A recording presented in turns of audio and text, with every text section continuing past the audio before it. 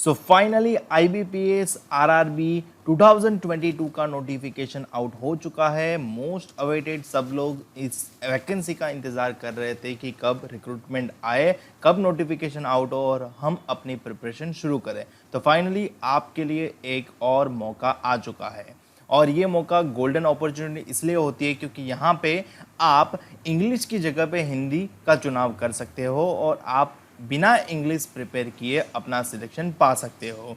तो IBPS RRB यानी regional rural banks के लिए एक common recruitment process for the recruitment of officer scale 1 2 3 and office assistant multipurpose in regional rural bank, जिसको बोलते हैं ग्रामीण बैंक्स। तो इसका ये नोटिफिकेशन है और हम जानेंगे इसके अंदर की पूरी जानकारी, जैसे कितनी वैकेंसी है, कौन कौन से में वैकेंसी है और इसका एलिजिबिलिटी क्राइटेरिया क्या है, एज लिमिट क्या है, क्वालिफिकेशन क्या है, सिलेक्शन प्रोसीजर क्या है, एग्जाम पैटर्न क्या है, फीस कितना रहेगा, अप्लाई कब होगा, एग्जाम कब रहेगा, पूरी जानकारी आपको इसी वीडियो में मिलेगी। तो बने रहिए इस वीडियो के साथ और वीडियो को अंत तक पूरा देखेगा पूरी जानकारी के लिए। तो चलिए शुरू करते हैं। अब यहाँ पे दो तरीके की पोस्ट है, एक होती है ग्रुप ए ऑफिसर लेवल की पोस्ट जिसको बोलते हैं स्केल 1 2 एंड 3 और दूसरी होती है ग्रुप बी जो क्लरिकल की पोस्ट होती है ऑफिस असिस्टेंट जिसको बोलते हैं मल्टीपर्पज। तो यहाँ पे group A and group B दो तरीके की पोस्ट है। तो चले आगे बढ़ते हैं और जानते हैं कि पार्टिसिपेटिंग RRBs कितनी है, यानी कौन कौन सी बैंक यहाँ पे पार्टिसिपेट कर रही है। तो जनरली यहाँ पे ग्रामीण बैंक पार्टिसिपेट करते हैं, यानी आप यहाँ पे नेम ऑफ द RRB इस कॉलम में देख सकते हो और आप अब उनका हेड ऑफिस कहाँ है और वो कौन से स्टेट से बिलोंग करती है। यानी ये नोटिफिकेशन, ये रिक्रूटमेंट यहाँ पे जो आप अप्लाई करोगे वो स्टेट वाइज रहेगा, चाहे वो ऑफिसर के लिए हो चाहे वो असिस्टेंट के लिए हो। तो आप दोनों के लिए अप्लाई करोगे तो अपने स्टेट में ही अप्लाई कर पाओगे या फिर अन्य जो भी आप स्टेट के लिए अप्लाई करना चाहते हो उस स्टेट के लिए अप्लाई कर पाओगे। बट यहाँ पे एक चीज़ ध्यान रखना कि आपको लोकल लैंग्वेज आनी चाहिए। तो डिज़ायर्ड लोकल लैंग्वेज आपको दी गई है जो आपको आनी चाहिए उस स्टेट के अकॉर्डिंग। जैसे कि यहाँ पे आंध्र प्रदेश की ये बैंक है, हेडक्वार्टर यहाँ पे है, तेलंगाना यहाँ पे है, तो आपको तेलुगु लैंग्वेज आनी चाहिए। उस प्रकार से आप अपने स्टेट की देख सकते हो। जैसे यहाँ पे आपको 7 नंबर पे दिख रहा है बैंक ऑफ बड़ौदा गुजरात ग्रामीण बैंक जो वडोदरा में स्थित है, गुजरात है और गुजराती लैंग्वेज आनी चाहिए। तो उस प्रकार से आप जिस स्टेट के लिए अप्लाई करोगे उस स्टेट का आपको लोकल लैंग्वेज आनी चाहिए। तो ये है पार्टिसिपेटिंग बैंक। आप वीडियो पॉज करके अपने स्टेट की पार्टिसिपेटिंग बैंक ढूंढ सकते हो, चेक कर सकते हो कि आपके स्टेट में कौन कौन सी है। अब बात कर लेते हैं टोटल वैकेंसी के बारे में। तो टोटल वैकेंसी 8615 के तकरीबन हो रही है, जहां पे अगर आप देखेंगे तो ऑफिस असिस्टेंट यानी क्लरिकल की पोस्ट के लिए 4483 वैकेंसी है। ऑफिसर स्केल 1 यानी PO की पोस्ट के लिए यहाँ पे इसका डेजिग्नेशन होता है असिस्टेंट मैनेजर, ठीक है। इसके लिए 3189 वैकेंसी है और ऑफिसर स्केल 2 के लिए स्केल 2 में दो पार्टीशन हो जाते हैं, एक होता है स्पेशलिस्ट ऑफिसर और दूसरा होता है जनरल बैंकिंग ऑफिसर। तो जनरल बैंकिंग ऑफिसर के लिए 745 है और स्पेशलिस्ट ऑफिसर में एग्रीकल्चर वालों के लिए 12, मार्केटिंग वालों के लिए 6, ट्रेजरी मैनेजर के लिए 10, लॉ के लिए 18, CA कॉस्ट अकाउंटेंट के लिए 19 और IT के लिए 57 वैकेंसीज है। और ऑफिसर स्केल 3 जो मैनेजर बोला जाता है उसके लिए, सीनियर मैनेजर बोला जाएगा, उसके लिए 76 वैकेंसी है। सो अगर आप अपने स्टेट वाइज वैकेंसी देखना चाहते हो तो आप यहाँ डिस्प्ले पे देख पा रहे होंगे। यहाँ पे आंध्र प्रदेश स्टेट में 3 बैंक है और क्लरिकल की पोस्ट के लिए यहाँ पे टोटल वैकेंसी बैंक वाइज आपको देखने को मिल सकती है और कैटेगरी वाइज भी आप देख सकते हो। उसी प्रकार से यहाँ पे अगर आप गुजरात में देखोगे तो गुजरात में 2 बैंक है और जिनमें से एक बैंक के लिए NR लिखा गया है।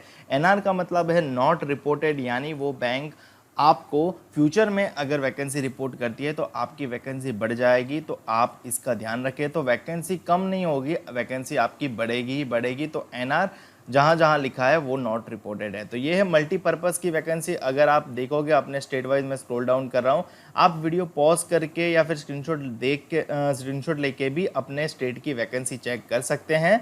और अगर आप ये नोटिफिकेशन देखना चाहते हैं तो आपको नोटिफिकेशन की लिंक मैं आपको डिस्क्रिप्शन में दे दूंगा। ये है ऑफिसर स्केल 1 की वैकेंसी। आप स्टेट वाइज, बैंक वाइज देख पा रहे होंगे, कैटेगरी वाइज देख पा रहे होंगे। आपको वीडियो पॉज करने की सलाह दूंगा क्योंकि वीडियो पॉज करोगे तो आप देख पाओगे, क्योंकि मैं अगर उतना करूँगा तो टाइम लेंथ बढ़ता ही जाएगा। यह है जनरल बैंकिंग एग्रीकल्चर ऑफिसर की वैकेंसी। उस प्रकार से यहाँ पे आपको मार्केटिंग ऑफिसर की वैकेंसी मिल जाएगी। उस प्रकार से आप देख पा रहे होंगे ट्रेजरी मैनेजर की वैकेंसी मिल जाएगी, ये लॉ ऑफिसर की वैकेंसी मिल जाएगी, कॉस्ट अकाउंटेंट की वैकेंसी दिख जाएगी, आईटी ऑफिसर की वैकेंसी दिख जाएगी, और यहाँ पे जनरल बैंकिंग ऑफिसर जीबीओ की वैकेंसी दिख जाएगी, और यहाँ पे स्केल 3 यानी सीनियर मैनेजर की वैकेंसी दिख जाएगी। NR stand for not reported यहाँ पे मैंने आपको डिस्प्ले कर दिया। तो टोटल कुल मिलाकर 8615 वैकेंसी बनती है, और जो बढ़ने की संभावना है तो उससे ज़्यादा ही होगी। अब बात कर लेते हैं सबसे पहले एलिजिबिलिटी क्राइटेरिया की। तो एलिजिबिलिटी यानी एज लिमिट में सबसे पहले आपको मैं बता देता हूं, तो एज लिमिट आपकी 1 जून 2022 के अकॉर्डिंग काउंट करनी है। अब देखो, एक दिन भी कम होगा नहीं चलेगा, एक दिन भी ज़्यादा होगा नहीं चलेगा, तो 1/6/2022 के अकॉर्डिंग आपको एज लिमिट कैलकुलेट करनी है। सबसे पहले हम फ्रेशर्स वालों की पोस्ट के लिए चले जाते हैं। ऑफिस असिस्टेंट यानी क्लरिकल पोस्ट के लिए आपकी एज लिमिट मिनिमम 18 साल मैक्सिमम 28 साल होनी चाहिए। यानी अगर बर्थ डेट में बात करूँ तो कैंडिडेट 2/6/1994 के बाद बॉर्न हुआ होना चाहिए, या फिर इस डेट पे बॉर्न हुआ होगा तो भी चलेगा। बट अगर कैंडिडेट 1/6/1994 या फिर इससे पहले बॉर्न हुआ है तो नहीं चलेगा। 2/6/1994 को या फिर उसके बाद ही बॉर्न हुआ होना चाहिए। सेम फॉर 1/6/2004, यानी कैंडिडेट इस डेट पे बॉर्न हुआ होगा तो भी चलेगा, या फिर इससे पहले और इसके बाद में। अगर 2/6/2004 है तो भी नहीं चलेगा, और उसके बाद वाला भी नहीं चलेगा। यहाँ पे कोई भी कॉम्प्रोमाइज़ नहीं होगा। उसी प्रकार से ऑफिसर स्केल 1 यानी असिस्टेंट मैनेजर की पोस्ट के लिए अगर आप देखोगे तो मिनिमम 18 साल है, मैक्सिमम 30 इयर्स है, यानी आपकी यहाँ पे age date of birth wise भी चेकआउट कर सकते हो। तो क्लरिकल के लिए मैक्सिमम एज लिमिट 28 साल, पीओ के लिए maximum age limit 30 years. Officer scale 2 manager की पोस्ट के लिए 21 साल से लेकर 32 साल, और ऑफिसर स्केल 3 सीनियर मैनेजर की पोस्ट के लिए 21 साल से लेकर 40 साल तक आपको एज लिमिट का गैप रहेगा। तो ये है एज का एलिजिबिलिटी क्राइटेरिया। यहाँ पे कोई भी बार्गेनिंग नहीं चलेगा। जी हाँ, यहाँ पे एज रिलैक्सेशन मिलेगा उनको जो कम्युनिटी में आते हैं। वो किस प्रकार से होगा? वो इस प्रकार से होगा, जैसे कि जो SC/ST कैंडिडेट्स हैं उनके लिए 5 साल का एज रिलैक्सेशन, यानी जो उनकी अपर एज लिमिट है उससे वो 5 साल ज़्यादा तक अप्लाई कर पाएंगे। यानी अगर क्लरिकल की पोस्ट के लिए देखें तो मैक्सिमम एज लिमिट 28 है, बट 28 + 5 डालेंगे तो कितना हो जाएगा? हो जाएगा 33 साल। यानी वो क्लरिकल की पोस्ट के लिए 33 साल तक आवेदन दे सकते हैं। कौन? SC/ST candidate. उसी प्रकार से PO की पोस्ट के लिए वो 35 साल तक अप्लाई कर सकते हैं, और उसी प्रकार से आप काउंटिंग कर सकते हो। OBC अदर बैकवर्ड क्लास के लिए 3 साल का एज रिलैक्सेशन है। पर्सन विद डिसेबिलिटी जिनको दिव्यांगजन बोलते हैं उनके लिए 10 साल का एज रिलैक्सेशन है। एक्स सर्विसमैन के लिए यहाँ पे लिखा गया है उस क्राइटेरिया के अकॉर्डिंग रिलैक्सेशन मिलेगा, और दूसरे एक्स सर्विसमैन में काफ़ी सारे क्राइटेरिया होते हैं, तो उस प्रकार से आप अपने हिसाब से देख लीजिएगा। जो मोस्ट कॉमन क्राइटेरिया है वो मैंने आपको एक्सप्लेन कर दिया। ठीक है, तो इन शॉर्ट SC/ST को 5 साल का रिलैक्सेशन, OBC को 3 साल का, और PWD को 10 साल का। EWS और जनरल कैटेगरी वालों के लिए कोई रिलैक्सेशन नहीं है। यहाँ पे लिख दिया गया है maximum age limit specified above is applicable for general category and EWS category candidates only. तो यहाँ पे आपको दिख जाएगा। नेक्स्ट है एजुकेशन क्वालिफिकेशन के बारे में बात कर लेते हैं। तो देखो, ऑफिस असिस्टेंट यानी क्लरिकल की पोस्ट के लिए और ऑफिसर स्केल 1 यानी असिस्टेंट मैनेजर यानी PO लेवल की पोस्ट के लिए कोई एक्सपीरियंस नहीं है, यानी आप फ्रेशर्स हो, अप्लाई कर सकते हो। एजुकेशनल क्वालिफिकेशन आपको चाहिए रहेगा bachelors degree in any discipline from a recognized university और इट्स इक्विवेलेंट, यानी आपके पास बैचलर डिग्री होनी चाहिए कोई भी रिकॉग्नाइज्ड यूनिवर्सिटी से। ठीक है, फर्जी यूनिवर्सिटी से नहीं होनी चाहिए। घर से प्रिंट कर दिया ऐसा नहीं चलेगा। तो आपकी जो यूनिवर्सिटी है वो गवर्नमेंट के द्वारा अप्रूव्ड और रिकॉग्नाइज्ड होनी चाहिए। यानी आप डिस्टेंस लर्निंग करके बैठे हो, डिस्टेंस एजुकेशन लेकर बैठे हो, डिस्टेंस डिग्री करके बैठे हो, या फिर रेगुलर में किए हो, उससे फ़र्क नहीं पड़ता, बट यूनिवर्सिटी रिकॉग्नाइज्ड होनी चाहिए गवर्नमेंट ऑफ इंडिया के द्वारा। फिर आपके पास प्रोफिशिएंसी भी होनी चाहिए लोकल लैंग्वेज की, यानी आप गुजरात से अप्लाई कर रहे हो और आपको गुजराती ही नहीं आती तो आपको सिलेक्ट होने के बावजूद भी डी सिलेक्ट किया जा सकता है, यानी आपको जॉब नहीं मिल पाएगी, ऐसा हो सकता है। तो आप ये चीज़ ध्यान रखें, उसी स्टेट से आवेदन करें जिस स्टेट की लोकल लैंग्वेज आपको आती है। लोकल लैंग्वेज मैंने आपको इनिशियल में ही दिखा दी कि कौन कौन सी बैंक की कौन कौन से स्टेट की प्रेफरेबल लोकल लैंग्वेज क्या है। और डिज़ायरेबल लिखा है, मतलब ये होना चाहिए, ज़रूरी नहीं कि ये हो, यानी ये आप इग्नोर कर सकते हो। वर्किंग नॉलेज ऑफ कंप्यूटर, तो कंप्यूटर का नॉलेज हो नहीं हो, अगर होगा तो अच्छी बात है, नहीं होगा तो ऐसा नहीं है कि आपको निकाल दिया जाएगा। तो आपको दो चीज़ मैंडेटरी है, एक तो आपके पास बैचलर्स डिग्री होनी चाहिए और आपके पास प्रोफिशिएंसी होनी चाहिए, यानी आप वो स्टेट की लोकल लैंग्वेज में बोल सकते होने चाहिए, लिख सकते होने चाहिए, पढ़ सकते होने चाहिए और सुन सकते हैं यानी समझ सकते होने चाहिए। तो ये 4 क्वालिटी आप में होनी चाहिए। सेम फॉर ऑफिसर स्केल 1 के लिए भी क्राइटेरिया है, यानी bachelors degree in any discipline from a recognized university और इट्स इक्विवेलेंट, यानी इसकी इक्विवेलेंट, यानी ये और इट्स इक्विवेलेंट लिखा है, यानी अगर आपके पास बैचलर्स डिग्री नहीं है और कोई डिग्री है बट वो समकक्ष आती है, इक्विवेलेंट आती है बैचलर्स डिग्री के और गवर्नमेंट उसको अप्रूव करता है, रिकॉग्नाइज करता है, तो भी आप इसके लिए आवेदन दे सकते हो। ठीक है, प्रेफरेंस यहाँ पे दिया जाएगा, ये जो मेंशन की गई उन डिग्रियों को ये प्रेफरेंस दिया जाएगा। इसका मतलब ये नहीं कि उनको सिलेक्ट किया जाएगा, उनको प्रेफरेंस दिया जाएगा। ठीक है, अगर आप मार्क्स लाओगे, आप मेरिट में आगे रहोगे, तो आप ही को सिलेक्ट किया जाएगा, भले ही आपके पास ये डिग्री हो या ना हो। तो ये चीज़ ध्यान में आ गई। तो ऑफिस असिस्टेंट क्लरिकल के पोस्ट के लिए आपको एज लिमिट है 18 से लेकर 28 साल और आपके पास बैचलर्स डिग्री होनी चाहिए। और ऑफिसर स्केल 1 यानी असिस्टेंट मैनेजर की पोस्ट के लिए आपके एज लिमिट है 18 से लेकर 30 साल और आपके पास बैचलर्स डिग्री होनी चाहिए। यहाँ पे कोई भी परसेंटेज क्राइटेरिया नहीं है, तो आपको कोई भी मिनिमम परसेंटेज क्राइटेरिया फॉलो नहीं करना है, यानी आप ग्रेजुएट होने चाहिए, बस उतना ही है। आपके परसेंटेज मैटर नहीं करते, बट परसेंटेज डालने बोला जाएगा, तो ये चीज़ ध्यान में रखना।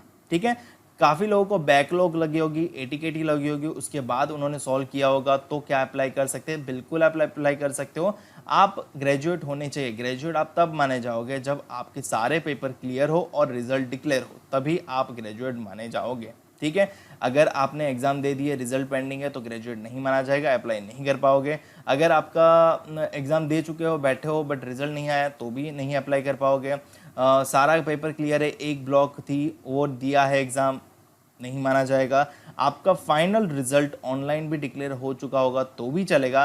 अप्लाई करते टाइम आपका रिजल्ट डिक्लेयर हो चुका होना चाहिए on the last date of online registration, date means 27/6/2022, यानी 27 जून 2022 से पहले आपकी एग्ज़ाम का फाइनल रिजल्ट डिक्लेयर हो चुका होना चाहिए। कोई लोग बोलेंगे मैंने 3 साल की डिग्री 4 साल में की, 4 साल डिग्री 5 साल में की, तो क्या मैं अप्लाई कर सकता हूँ? बिल्कुल आप अप्लाई कर सकते हो। अंततः आपने डिग्री कंप्लीट की होनी चाहिए, आपके पास सर्टिफिकेट होना चाहिए, आपका फाइनल रिजल्ट होना चाहिए, आपकी सारे मार्कशीट होनी चाहिए।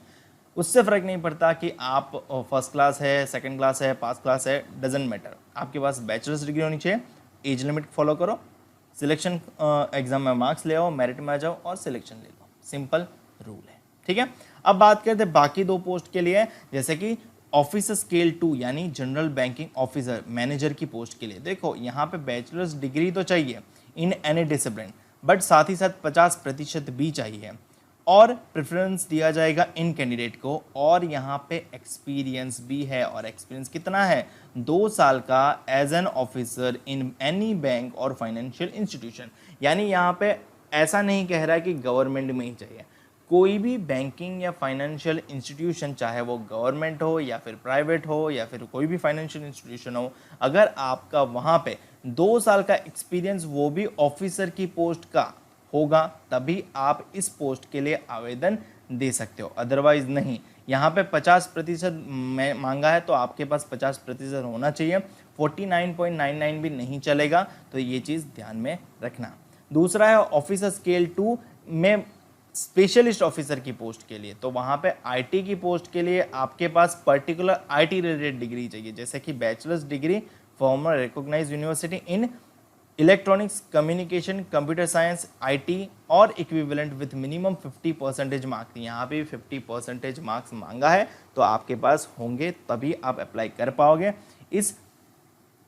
मतलब ये फील्ड के अलावा, ये स्ट्रीम के अलावा और कोई अप्लाई नहीं करेगा, उसके इक्विवेलेंट होगा तो अप्लाई कर सकता है, बाकी नहीं। यानी यहाँ पे स्पेशलाइज्ड ऑफिसर के तौर पे, यानी आपको बस स्पेशलाइज्ड नॉलेज होना चाहिए, 1 साल का एक्सपीरियंस चाहिए रहेगा रिलेवेंट फील्ड का, उसी प्रकार से सीए पोस्ट के लिए, चार्टर्ड अकाउंटेंट की पोस्ट के लिए आपके पास सीए होना चाहिए और 1 साल का एक्सपीरियंस होना चाहिए।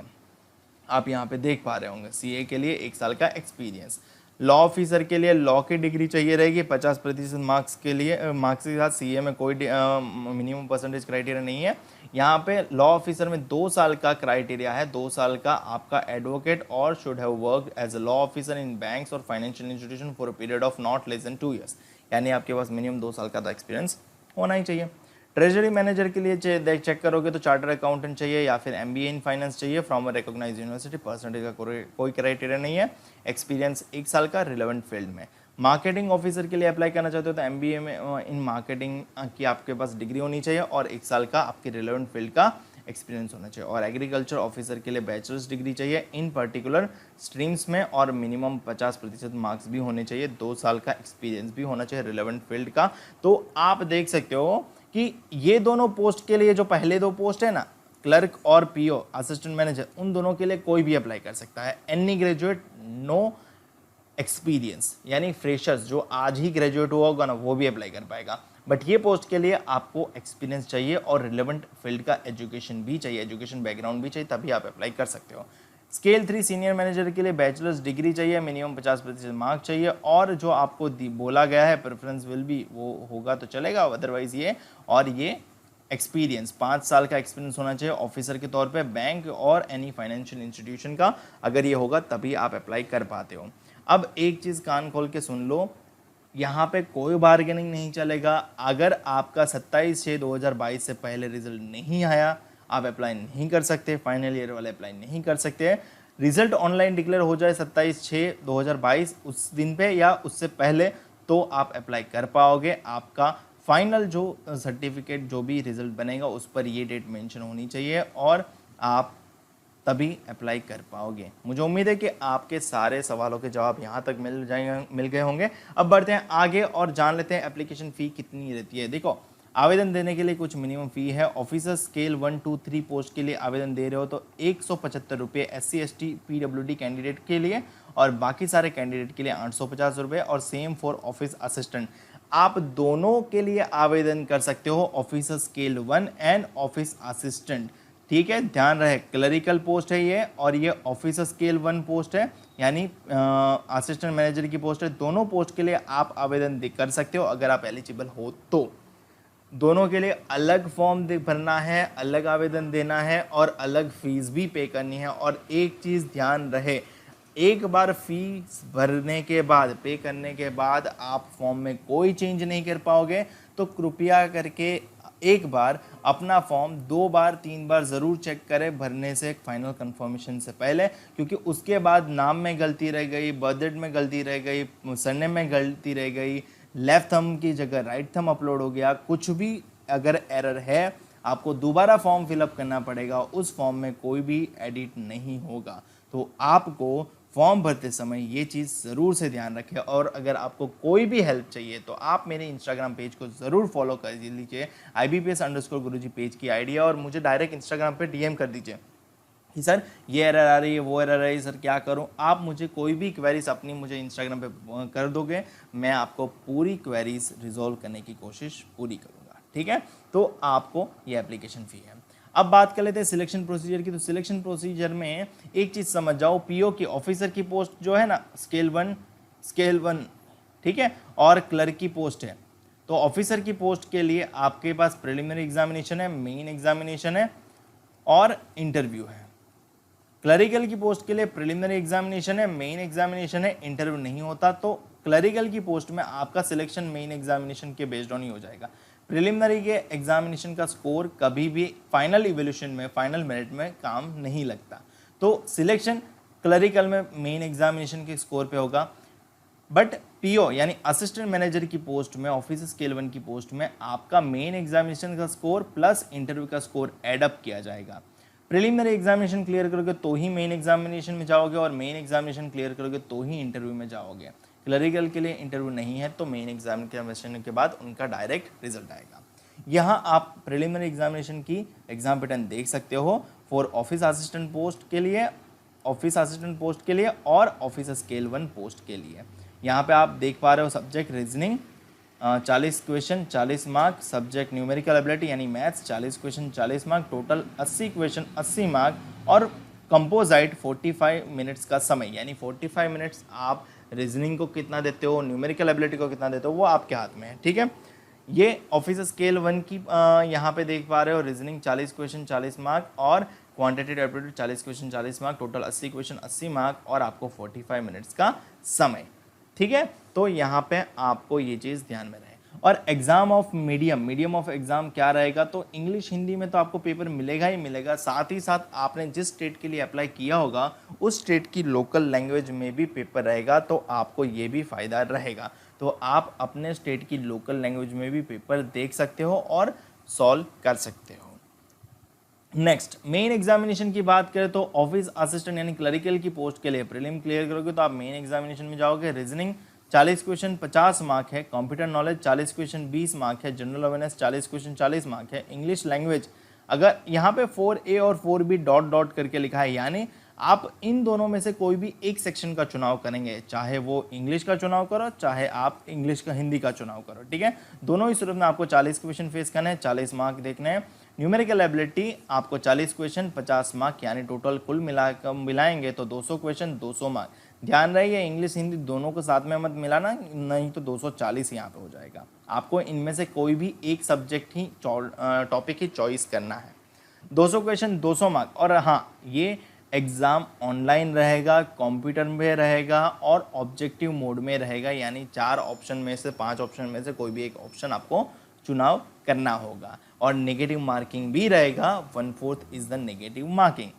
और same for office scale 1, but यहाँ पे न्यूमेरिकल एबिलिटी की जगह लिख दिया होगा quantitative aptitude 40 question 50 mark, total 200 question 200 mark और कंपोजाइट टाइम 2 घंटे का। तो यहाँ पे सेक्शन टाइमिंग नहीं है, यानी आपको टाइमिंग फॉलो करना है, 2 घंटे आपको खुद से मैनेज करने हैं। यानी आप किसी सेक्शन में ज़्यादा टाइम दोगे, किसी सेक्शन में कम टाइम दोगे, तो वो आपकी मर्जी है, उससे फ़र्क नहीं पड़ता।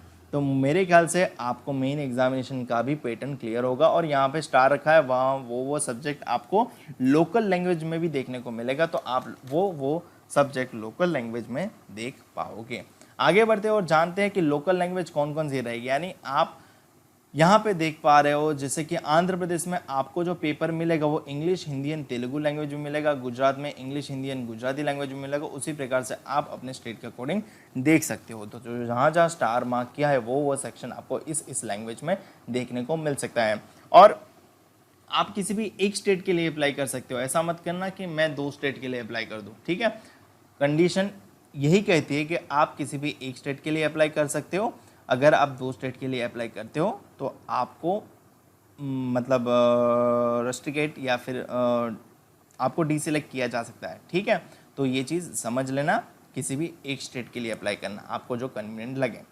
ये स्केल 2 जीबीओ की एग्ज़ाम पैटर्न है, ये स्केल 2 स्पेशलिस्ट कैडर की एग्ज़ाम पैटर्न है। ठीक है, यहाँ पे आप देख रहे हो स्केल 3 की एग्जाम पैटर्न और यहाँ पे लिखा है पेनल्टी फॉर रॉन्ग आंसर। सभी में पेनल्टी फॉर रॉन्ग आंसर है और किसी में डिस्क्रिप्टिव नहीं है, यानी आपको कोई भी ऐसे लेटर टाइप नहीं करना है।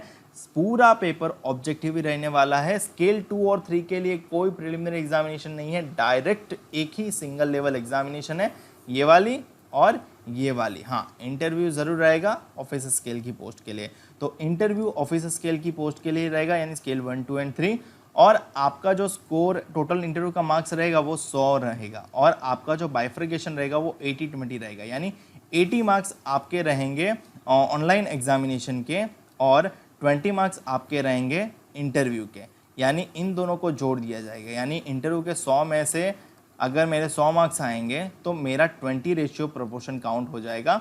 और ऑनलाइन एग्जामिनेशन में 200 में से मेरे 200 मार्क्स आ जाएंगे तो मेरा 200 मार्क्स की जगह वो 80% में ही कन्वर्ट हो जाएगा, तो वो 80 मार्क्स कंसिडर किया जाएगा और इन दोनों को जोड़ के मेरा 100 मार्क्स आ जाएगा। ठीक है, तो ये कन्वर्जन है कि 200 में से 200 का 80% लिया जाएगा और इन 100 का 20% लिया जाएगा, दोनों को जोड़ दिया जाएगा, वो आपका फाइनल स्कोर बनेगा। और फिर एक कट ऑफ तो डिसाइड होती हैं और कट ऑफ एग्ज़ाम के बाद डिसाइड होती है, तो तब तक आपको वेट ही करना रहेगा। नेक्स्ट, ये है हैंड रिटन डिक्लेरेशन की फॉर्मेट यहाँ आए, उसके बाद आपको अपना नाम लिखना है, अपने ही राइटिंग से लिखना है, कैपिटल लेटर में नहीं लिखना है, और लिख के सॉफ्ट कॉपी बना के अपलोड करना है। लेफ्ट थंब भी अपलोड करना है, फोटो भी अपलोड करना है, सिग्नेचर भी अपलोड करना है, ठीक है। तो ये चीज़ ध्यान रखना, और फोटो और सिग्नेचर विजिबल होने चाहिए। कुछ लोग क्या करते हैं, A4 पेपर होता है, उसमें यहाँ पे इत्तू सा फोटो रखते हैं और पूरा पेपर ही अपलोड करते हैं। ऐसा मत करो, पूरा जो दिखता है जितना भी अपलोड करे वो फोटोग्राफ्स ही होना चाहिए, तभी वो विजिबल होगा। कुछ लोग यहाँ ऐसे में ही इत्तू में साइन करते हैं और वो पूरा पेपर अपलोड करते हैं, क्योंकि पूरा स्कैन किया होता है। ऐसा मत करो, एडजस्ट करो, क्रॉप करो और फोटो को ही अपलोड करो, सिग्नेचर को ही अपलोड करो, हैंड रिटन डिक्लेरेशन को ही अपलोड करो और लेफ्ट थंब इम्प्रेशन को ही अपलोड करो। और ध्यान रहे, लेफ्ट थंब इम्प्रेशन ये लोग मांगते हैं, राइट थंब नहीं मांगते। लेफ्ट थंब चला, बट लेफ्ट थंब याद रखना, ठीक है। नेक्स्ट,